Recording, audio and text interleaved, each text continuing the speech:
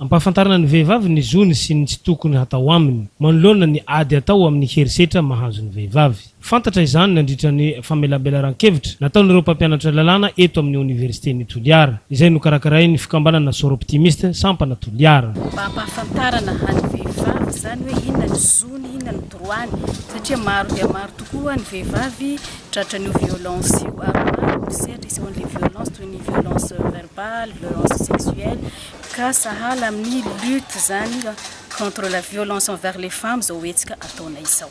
Manamafy ny mahazava-dehibe izao hetsika izao ny solotenan'ny mpianatra niatrika ny famelabelaran-kevitra. Fahitanay anazy aloha voalohany indrindra soa le raha mendrika le sujet nandroany satria violence envers les femmes.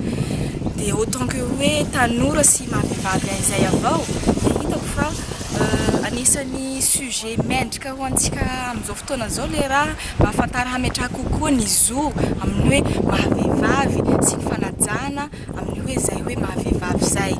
Hita zany fa tena ilana le raha satria mba hafantaran'le vehivavy bebe kokoa zany ny zony satria le thème ao la lutte contre la violence envers les femmes.